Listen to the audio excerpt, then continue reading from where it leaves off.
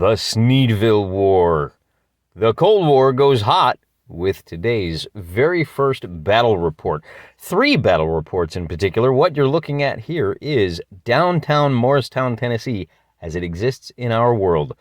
A lovely little town, a little perfect slice of small town Americana. Good, wholesome people going about their lives, trying to make their city the next thriving metropolis. Now, my apologies to whatever devastation we're about to wreak on the surrounding countryside of this pleasant little town in eastern Tennessee. I, of course, photoshopped in 2 different flags. The flag on the left represents the invading army. That is Rogers' army, which represents the might of the Kingsport nation. It lies off to the east, and off to the west is the nation of Knoxville. This is an Imaginations miniature wargame campaign. We are using a real-world map to generate on-table battles. And today, we're going to look at the first battle, the Battle of Morristown, which pits the army of Rogers against the army of the East for Knoxville. We have 3 contestants who all submitted a battle report. I'm going to put links down in the description so you can go through these at your leisure. These are very well done battle reports that include a ferocious amount of detail. These battle reports are done by the guys you see here, Caleb Hines, Raptor's Bunker, and David Lee. Thank you so much for playing along with us here at home.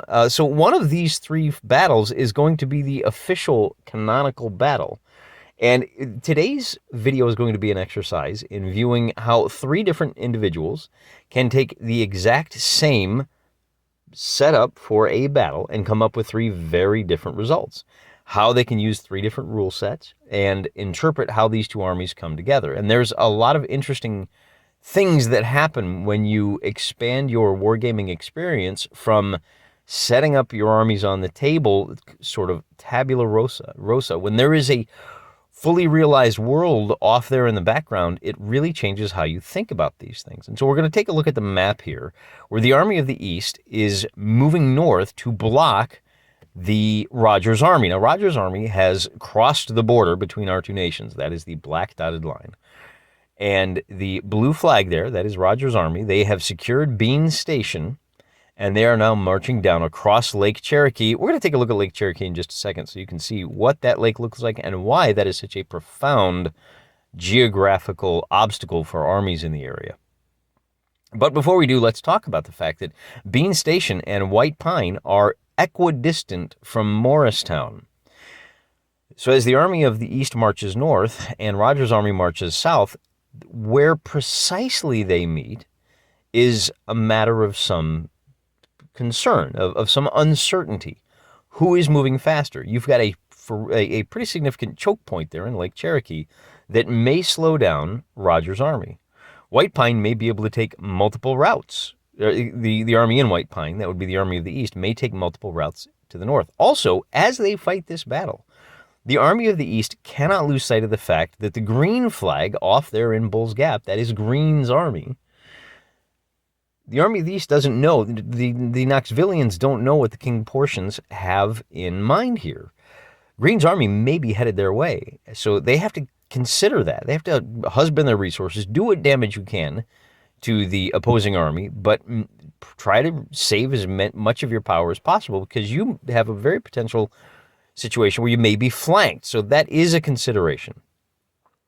Here's our lovely look from the, I believe this is from the northeast looking to the northwest. This is a typical reservoir lake. We built a dam generating nice, clean hydroelectric power, and you ain't marching an army across that. I think you can kind of just barely make out a bridge about halfway up. I believe that's the bridge that the Rogers army crosses to get from Bean Station to Morristown. I could be wrong. It may be further up in the picture and not shown. So there are a couple of key bridges that will serve as interesting choke points later on in the campaign, perhaps. But we're not interested in, we are interested in geography lesson, but we have to set aside that bucolic rural scene and take a look at, here is a map of those 2 armies, marching one from the north, one from the south, and generally the army of the East will be in red, and I'm trying to keep the Kingsport arrows blue and the because in my mind, we'll just keep it simple, right? We're gonna associate Kingsport with the French and Knoxville with the British. And so that now we don't all do that. And hey, it's your campaign. So what are you going to do? I want to specifically take a look next at how Caleb Hines set up his terrain. And if we look at this, what you're looking at is a kind of three-dimensional view of Morristown. Morristown runs kind of from the bottom up through the top, and you can see Lake Cherokee off there in the upper right. The square that has been drawn over the map is just draped right over the topography, right over the terrain. And it's got a couple little hash marks, so you could create, say, a 3x3 table. You've got a little 9-square grid that will help you condense. And we're going to make a number of simplifying assumptions. The actual terrain here we could zoom in on this map and we could find individual houses that you could represent on your table. But the key features here really are that road that runs from, and I'll point out, north is to the upper left. So you've got the major highway, running kind of from the bottom of the screen to the top, and then you've got the crossroads of the roads that are running from kind of left to right. And of course, the army of Rogers' army is heading from the left to right, and the army of the east, Knoxville, is moving from the lower right up into the center of the battlefield. And in this case, Caleb Hines puts our battlefield kind of on the north side. The dark green patches are hills and wooded areas, so that has to be factored in. And there are a couple of little streams that all of our contestants consider as well. So let's take a look now at what Caleb's table looks like. And here you go. You've got Morristown represented by a couple of stands of buildings on the far right center side. You've got the crossroads running through it, and a couple of streams that sequester off the lower left-hand corner with that ridge cutting right through the center of the map. A very crowded battlefield, but this is Eastern Tennessee. It's going to be crowded. There's going to be lots of hills and lots of force. It's not a great place to fight a battle. Our generals are going to have to consider that. And here's what our forces look like. Knoxville on the right, Kingsport on the left. They're coming at each other. Kingsport is a little bit outnumbered, I believe, so they have secured their flanks on the stream. And Knoxville has very well-dressed lines. And as we go through this now, Caleb is using volley and bayonet.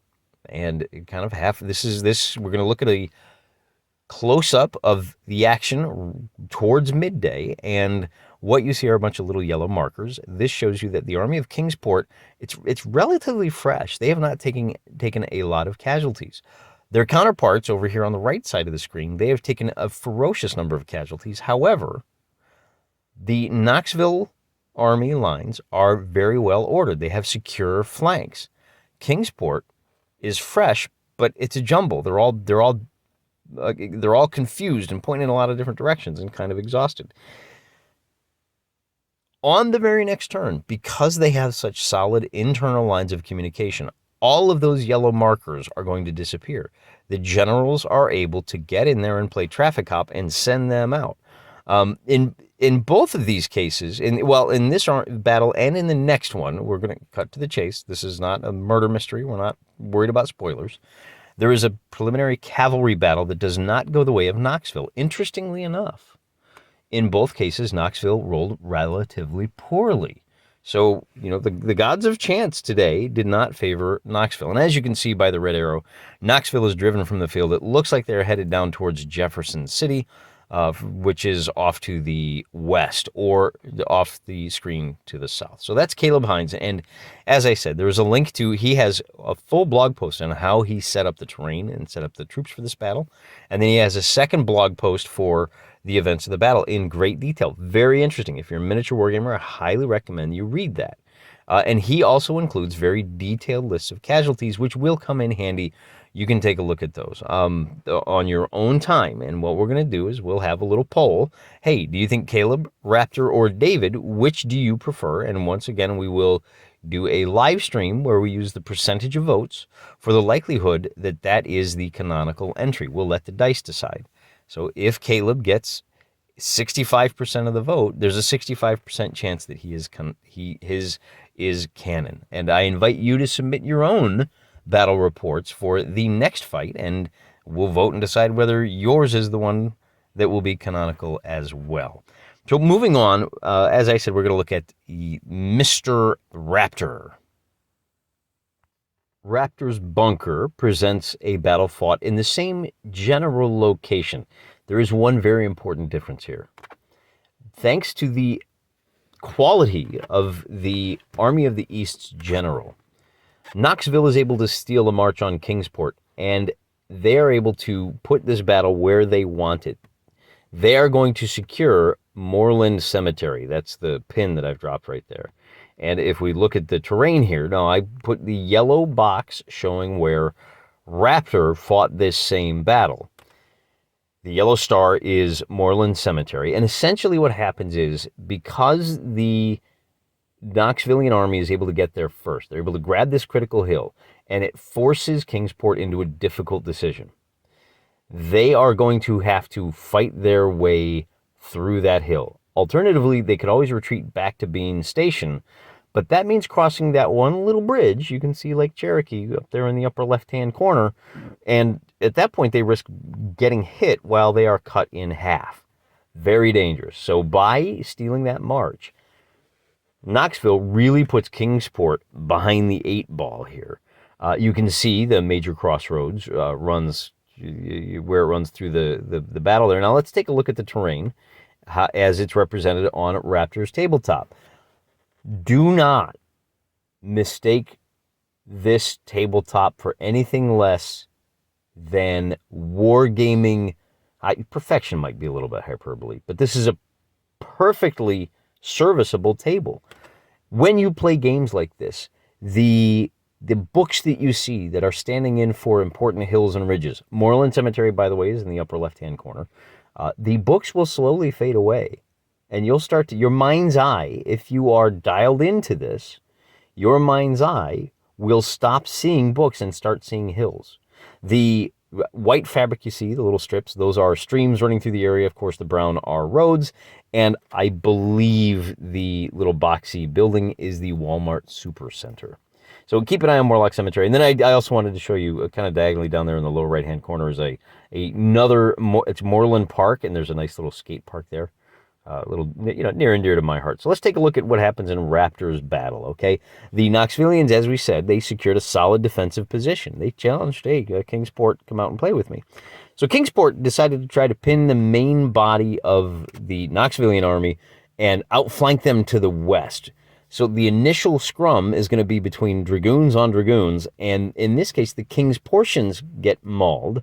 I think I said earlier that it was the Knoxvillians that the early cavalry battles went the way of Kingsport. I stand corrected.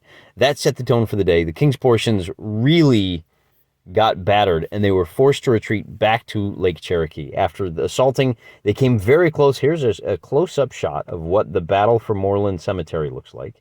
And now that, if this winds up being the canonical battle, we may call it the Battle of Morlock Cemetery. You can see, even with their cannons brought up, and everybody throwing themselves up at Morlock Cemetery, the hills and the kind of impromptu fortress represented by the cemetery walls really was just too much for them to overcome. So the Army of the East,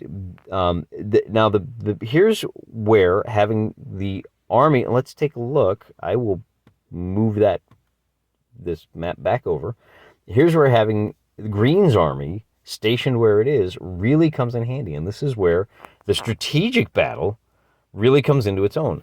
Although the Knoxvillians won this fight handily, they cannot fully pursue the army of Kingsport. If they do, then Green's army stands to come down. They're only a 1 day's march away, and they could wind up hitting the army of the East in the flank. So instead, what we're going to do is both armies, I think, in this case, would pull back, go back across the bridge, and then once the army of the West for Knoxville gets involved, they can come up and challenge for Bean Station, and that allows that allows the army of the East to head into Kingsport territory and really take the fight to the King's portions.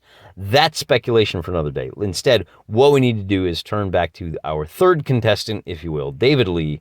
He is going to run his own mathematical model to determine how this fight happens.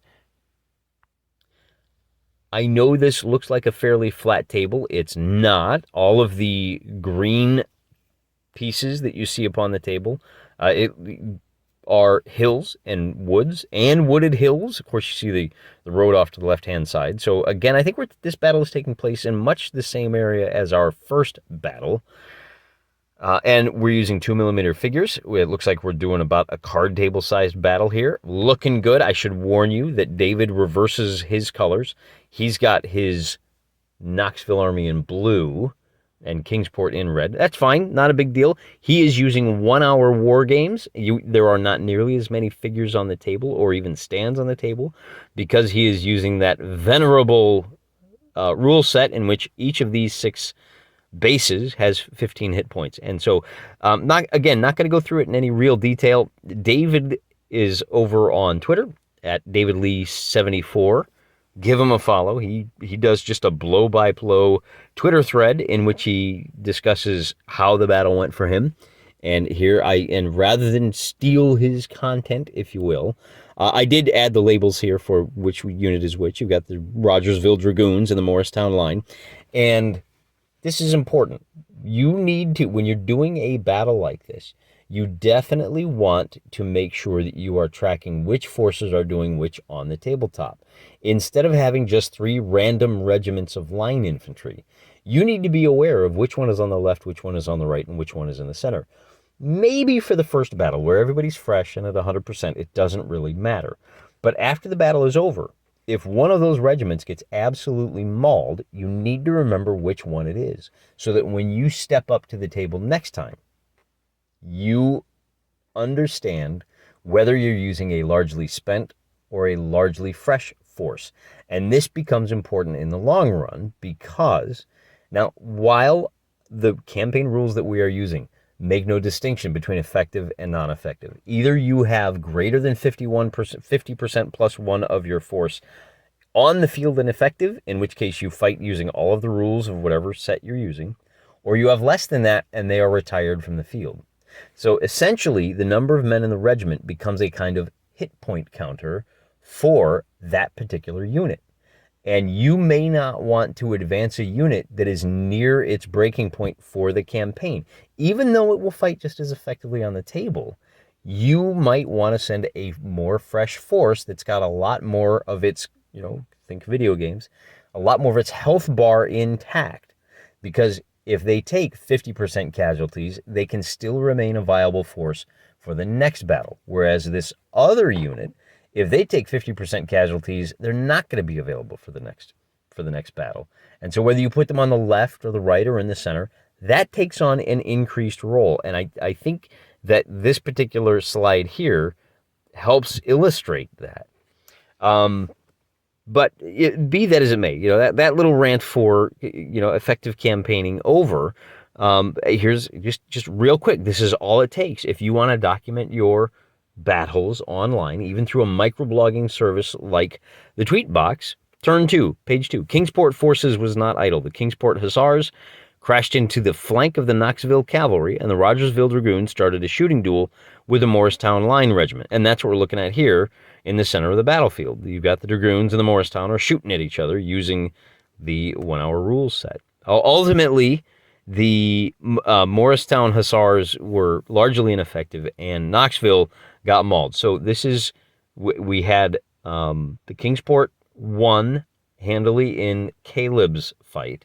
Knoxville won fairly handily. Well, they did a lot of damage, but weren't able to capitalize on it and follow up in Raptor's battle. And now here for David, Kingsport wins again. So if we were doing just a vote, you now have 2 battle reports where Kingsport wins and the Army of the East is desperately trying to get back to safety or get back kind of into the shadow of the Army of the West, which is much larger, or at least husband its resources and delay so that Army of the West can get up to Sneedville.